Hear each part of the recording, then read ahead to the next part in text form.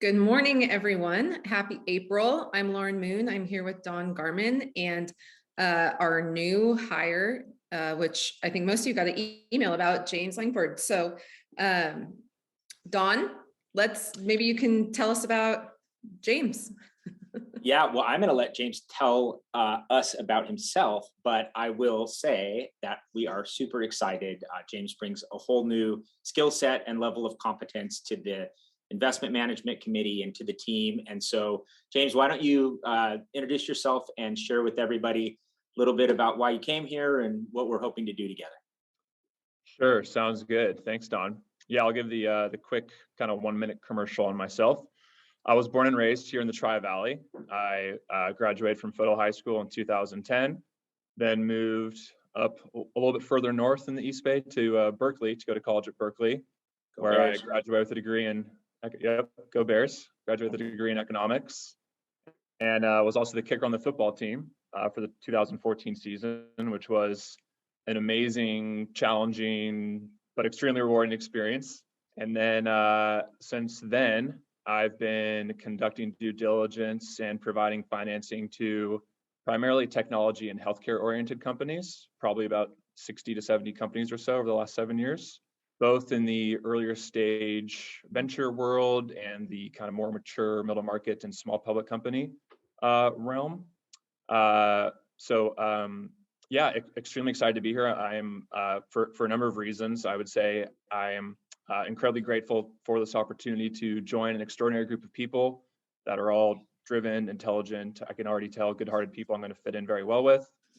And I think that obviously that's very important. And then kind of secondly, I would say that this opportunity specifically in my function here at Tri-Valley Ventures and Mirador is going to be extremely rewarding, because the overarching goal here of cultivating and making an impact on the venture ecosystem here in the Tri-Valley, in the area where I was raised, is going to be something that is extremely motivating to me and is going to get me out of bed every day with a smile on my face. And I think that, being able to support founders in the area, I think that's probably in fueling their growth, which leads to the creation of hopefully fulfilling jobs for other people, I think is, something that I can get behind and be very excited about every day. So, I'll hand it back over to you. Hopefully that was That's helpful. perfect.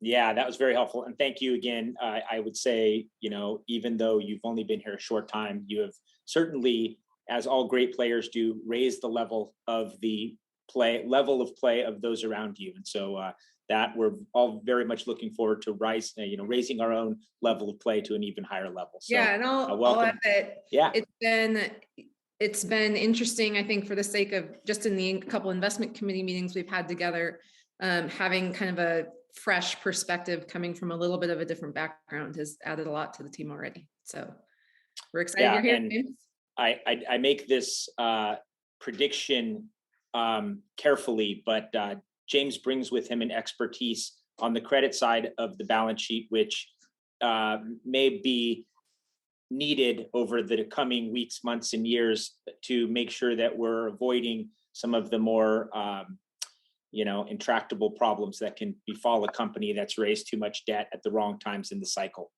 So without further ado, I do want to share some of the insights from the investment committee this week. Everyone knows I'm loath to sort of drone on about the things that they talk about on CNBC all the time. But I did want to spend a minute talking about, we obviously got off to a rough start to the year, had a nice, kind of snapback toward the end of Q1. Now, all of a sudden, we're staring into the abyss of Q2 earnings, which really start in earnest next week. And the earnings season always kicks off with the big banks that talk about the kind of macro environment and the economy in general. It would be naive not to think that there has been some ripple effect from the war in Europe, through companies of various sizes in Europe, and therefore, touching companies here in the United States. The chart that we're going to put up that I think singularly identifies the indigestion in markets is the 10-year Treasury yield, and you can see the steep upward slope from the middle of that chart to the far right. In the middle of it was sort of, COVID into, really a year later when the Fed was just pumping liquidity into the system. And we now know that that's created a massive amount of a surge of inflation. And we've kind of, hinted at that as we, the metaphors that I've used, the medicine in the vein. And, when you get into these really outsized approaches to policy, you are always in the back of your mind thinking about what unintended consequences could be created. And I think now we are facing somewhat of a reckoning with really high food and fuel and things that are touching most Americans. And even though wages are up, and we're all starting to ponder whether or not the inflation could last longer or be more intractable, which of course is going to make companies earn less. It's just as these things ripple through the system and just kind of create these, booms and echo booms that are kind of happen. So from a positioning perspective, you've seen we've taken down the volume, particularly in the long view strategy.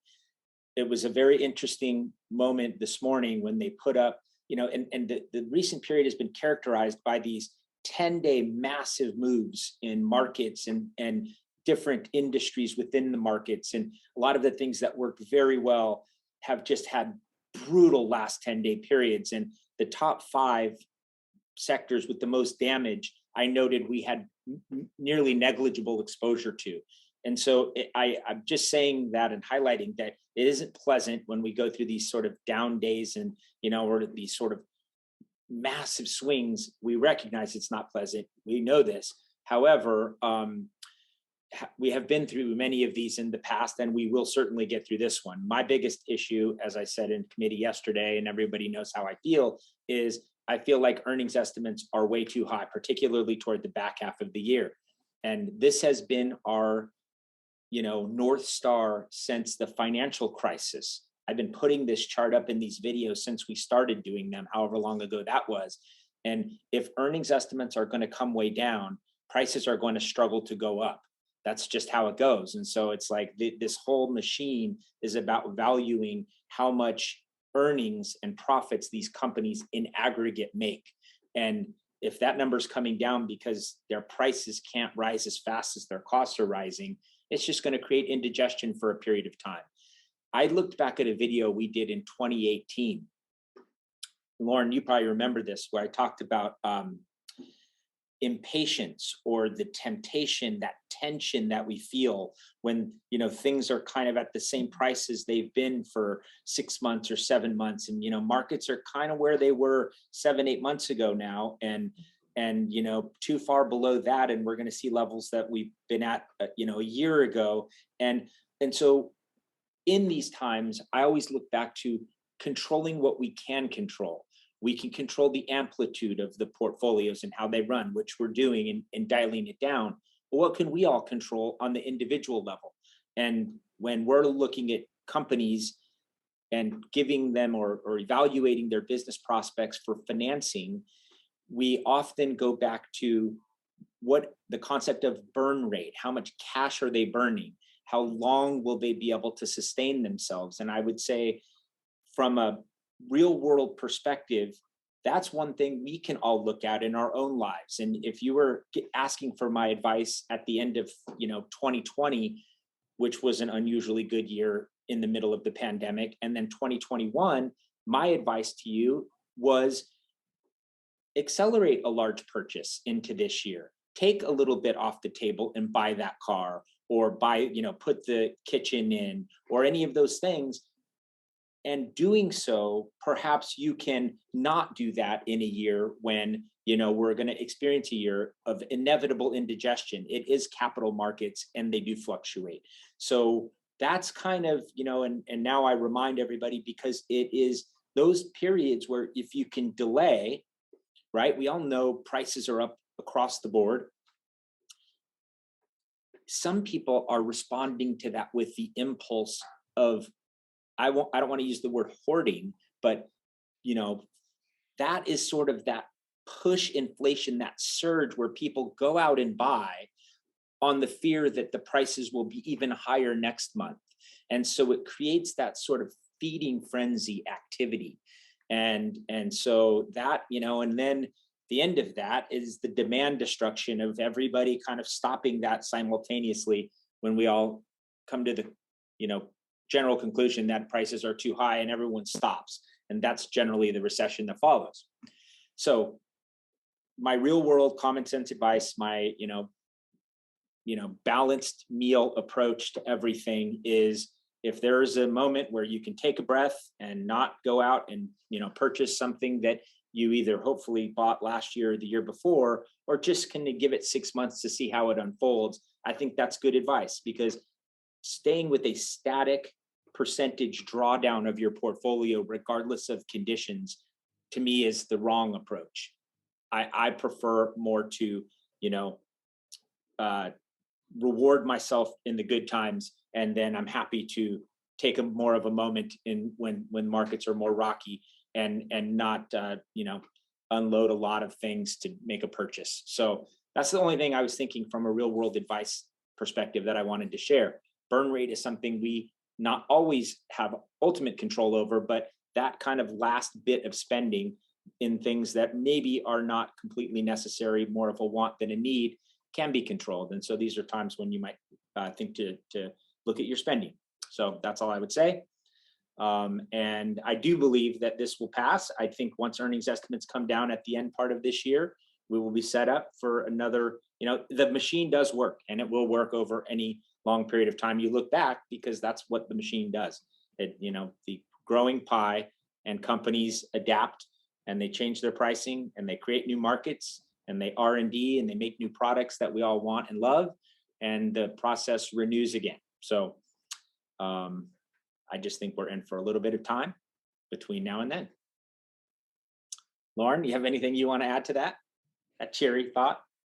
I think to add on or restate what you said, what I've been talking to my clients about is similar in terms of not necessarily cutting back, but evaluating more the needs versus the wants, making sure you're in line with planning and spending assumptions that we've talked about, and to really not be motivated by fear in these times of uncertainty in terms of pulling out or rushing to buy assets because you're afraid they'll go higher, but to try to take a more kind of rational approach, which we've hopefully helped you put in place already. So yeah, well said. James, any final thoughts for your first video appearance? Historic one. No, I guess I'll just rearticulate that I'm extremely excited to be here, back working in the Tri-Valley, excited to work my butt off and deliver exceptional outcomes for our clients. And yeah, the future is bright. Looking forward to it.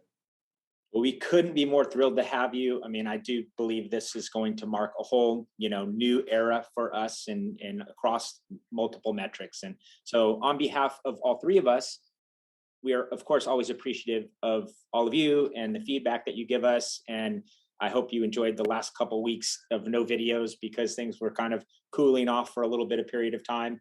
And here we are again, beginning of Q2, and we will be here on a regular basis as long as the markets are, spasming. And then if things are starting to rip again, then we'll give you all a rest. But for now, here we are. So thank you, and we will talk to you soon. And if you have any other questions or feedback, you guys know where to find us. We'll talk to you soon.